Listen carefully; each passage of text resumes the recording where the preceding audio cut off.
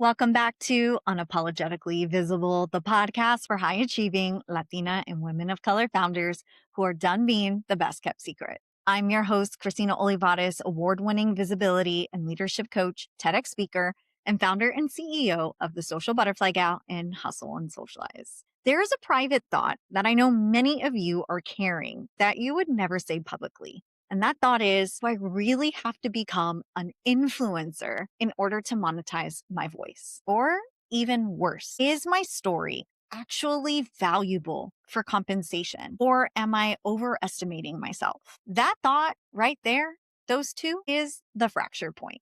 There's something I see constantly with high achieving Latina and women of color founders. It's the hesitation that happens every time you are asked to use your voice. It could be to speak directly to a camera, record a voiceover for a video, speak on a podcast, or speak to an audience on a stage. The truth isn't that you are lacking experience. It's that you quietly question whether your voice can actually be a premium revenue stream. You question whether your thinking alone is enough. So today we are talking about the identity shifts that are required to be paid for your voice at a premium level. This episode will challenge you because if you are under monetizing your voice right now, that means that there is an identity gap between how you see yourself and how you expect to market with compensation. And we are closing that gap today. In this episode, we're going to walk through 4 specific layers. First, we're going to unpack the identity shifts, starting from the moment you stop asking for permission and start trusting your voice as an asset. Second, we're going to confront behavior, like the many ways you participate in your own under-earning through over-explaining, over-delivering, and shrinking your perspectives in order to stay safe. Third, we're going to dissect the structure. Because if your business model only compensates the labor that you provide, you will never feel paid for your voice, no matter how visible you are. And fourth, we are going to talk about the financial outcomes, how authority, precision, and internal certainty directly recalibrates compensation without you having to hustle harder. So let's get into it. I want to start first with the moment that I stopped asking for permission. I want to tell you exactly when this shifted for me. For the first 5 years of my business, I was offering social media management services to clients in the restaurant industry, the fashion industry, and events industry. I was helping people execute, and I was managing all of their social media platforms from Facebook to Twitter to Instagram, and I was exceptionally great at it. In fact, I won a couple of awards for clients for my social media management services. Revenue was coming in and clients were happy. It fit neatly inside what the market understood, and it made sense and it just felt safe.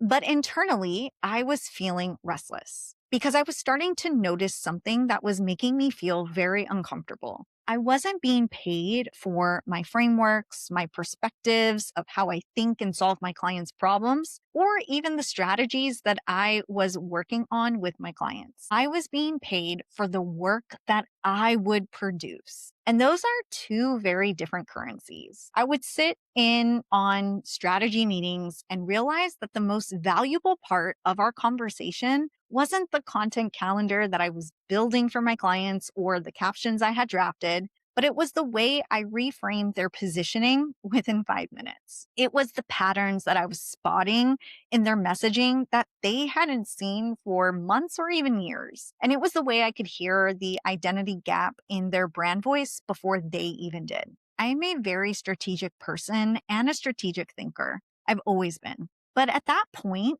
I hadn't fully trusted that my strategies, expertise, frameworks, and perspectives, my voice alone, was monetizable. I still believed it needed to be wrapped in labor to be worthy of compensation. That was my identity ceiling. The real shift happened the day that I decided to niche down, especially when I unapologetically said that I was going to niche down to design my coaching offers specifically for Latina and women of color founders, not just all women entrepreneurs, not service providers, not anyone who wants to grow online, specifically Latina and women of color founders, because I am one. And I have experience building a business from the ground up as one. And I was tired of translating myself. And I know that my clients also do too. That decision to niche down was not about marketing efficiency. It was about my self trust. It meant I was no longer trying to sound universally relevant. It meant I was willing to speak directly to the cultural nuances, like first generation pressure, overfunctioning, being the responsible one, or navigating rooms where you are both hyper visible and underestimated all at the same time. It meant I was okay with someone saying, that's too specific of an audience, or don't you think your coaching services should be for everyone? And believe me, I had several people DM me those exact messages. But here's what most people don't tell you about niching down. It will expose where you are still asking for permission. Because when you start getting precise, you risk rejection.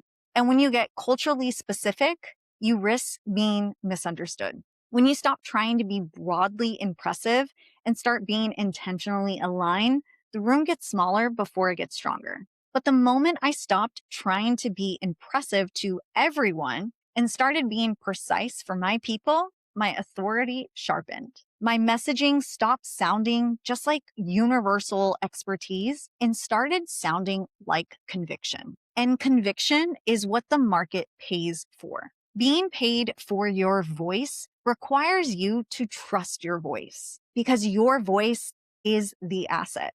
Your lived experience, your pattern recognition, your way of naming what others can feel but can't articulate, that is your value. If you are still trying to make your voice digestible for everyone, if you're editing your opinions so that they are not as sharp, if you are still packaging your thinking inside of excessive labor so it feels like you are worthy of it, then you are not positioned to be paid for your voice. You are positioned to be paid for your effort. And those are not the same thing.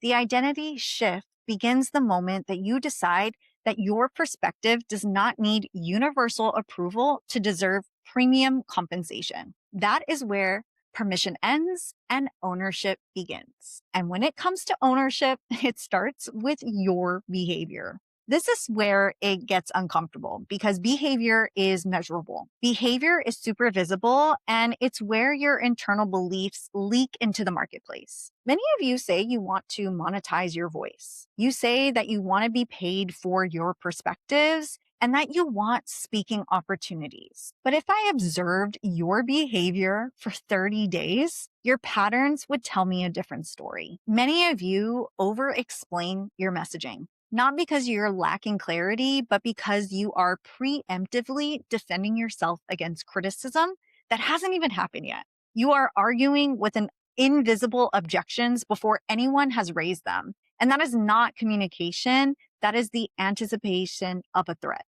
You dilute your opinions so that you don't feel alienated, and you soften your language and add disclaimers. You insert qualifiers like, oh, these are my thoughts. They might not be applied to anybody. I could be wrong, but because conviction feels risky and you want to be respected, but instead you are negotiating in order to be liked. Many of you keep adding deliverables to your offers because somewhere deep down, you are still uncomfortable being compensated for your discernment alone. You equate value with volume so you don't overbuild. And a lot of that is because of self-protection. If I audited your last 30 days of your content, I would probably find that you are teaching what is correct instead of stating what you actually believe. You are explaining industry standards instead of actually challenging them. And you are summarizing consensus instead of actually revealing your conviction. Stating what you believe makes you polarizing, and premium monetization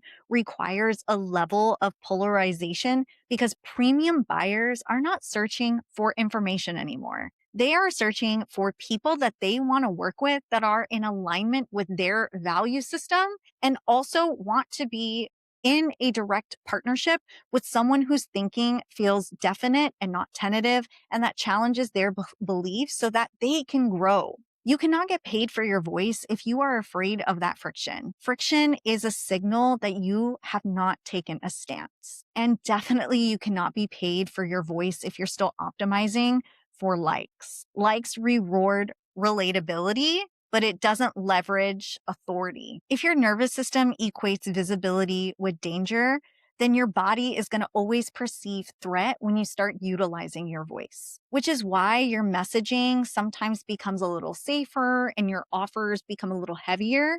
And that's where your pricing definitely becomes negotiable. This is why so many high achieving women always ask me privately, can I really make money from my perspective and my voice without becoming a creator or an influencer? And notice that framing of the question. It automatically assumes that visibility equals performance, and it assumes that monetization requires a personality like an influencer. And the truth is that we are all influencers. We are influencing people at all times to either make a decision or change a behavior in order to get a specific result. So my answer is yes. You can monetize your voice and your story without becoming an influencer. If you want to be paid for your voice, your behavior has to reflect ownership.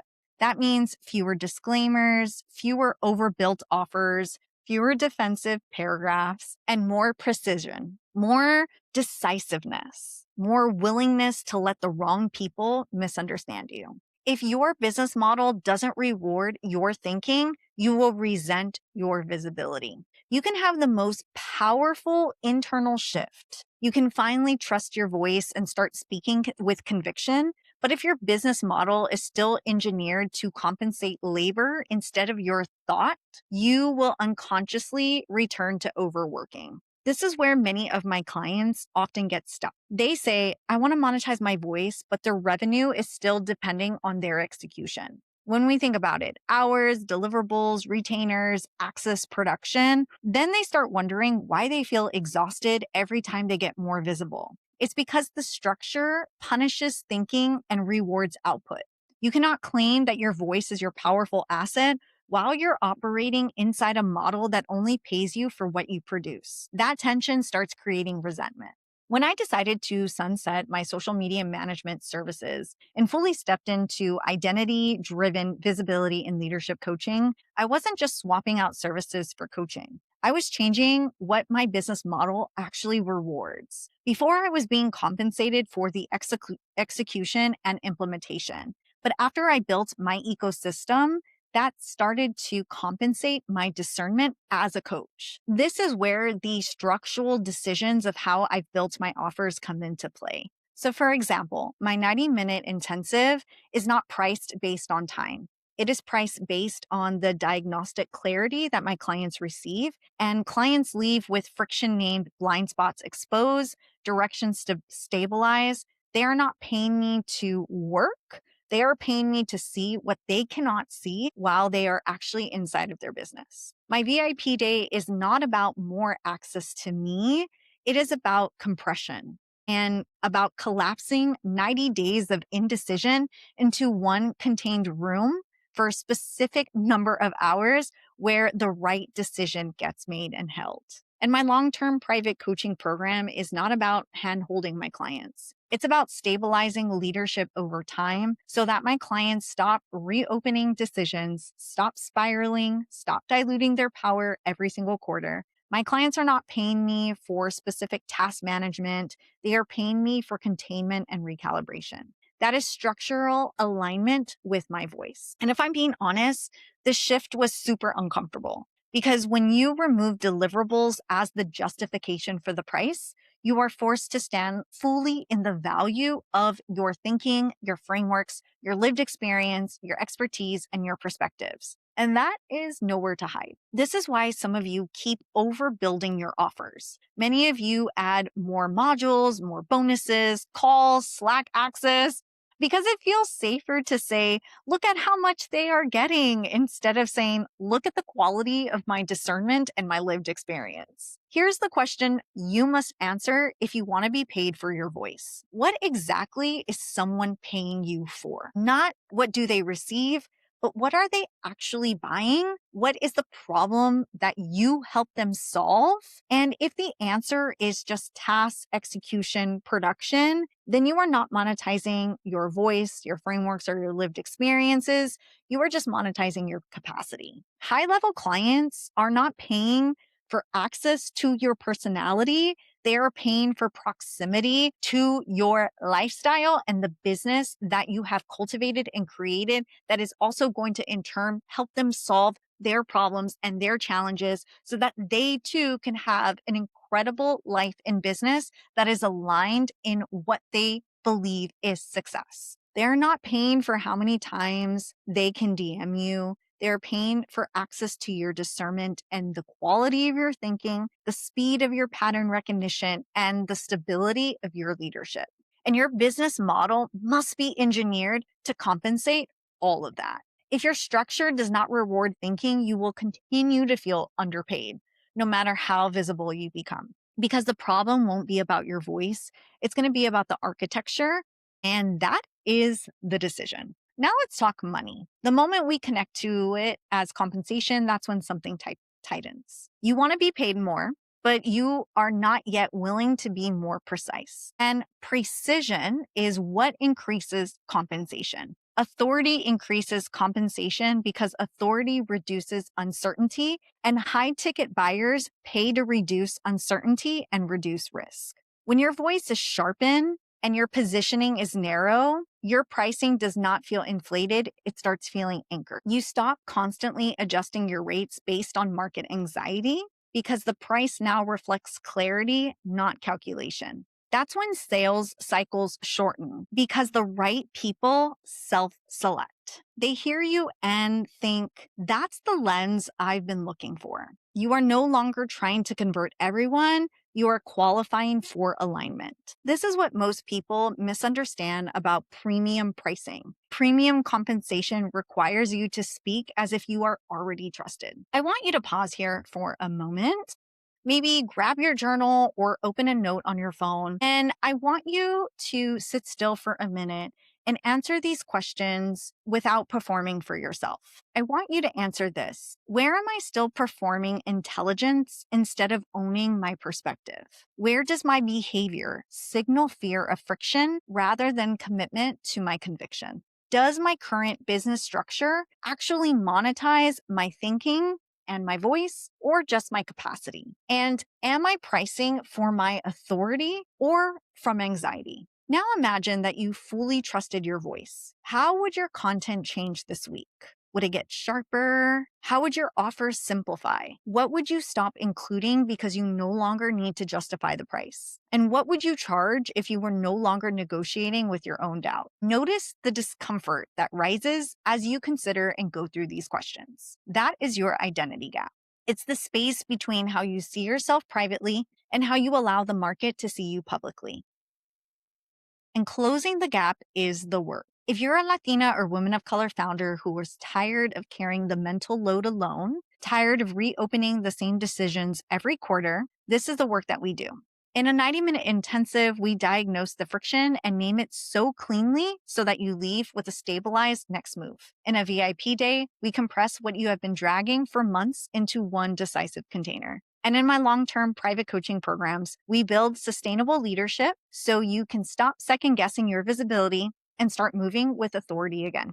But regardless of how you choose to move, I want you to understand this truth. You do not need to become an influencer to monetize your voice. If you resonated with this episode, here's what I want you to do next. Subscribe and leave a review, because that helps this podcast reach more women like us, women who were never meant to stay hidden, women who are meant to be highly visible leaders. Share this episode with someone you love who wants to monetize their voice. And DM me on Instagram at the Social Butterfly Gal.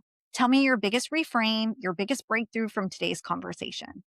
And if you're feeling the call to go deeper, to recalibrate your personal brand, leadership, and your visibility, I would love to support you through one-on-one coaching. You can find the coaching information and offers in the links in the show notes below, or send me a DM with the word coaching, and I'll personally walk you through what offers are in alignment with your current season and what it looks like to step into this next era with clarity, confidence, and unapologetic authority. Thank you for being here. Thank you for listening and for all of the shares and reviews. Remember this, you didn't come this far to play safe. You came here to be unapologetically visible. I'll see you next week.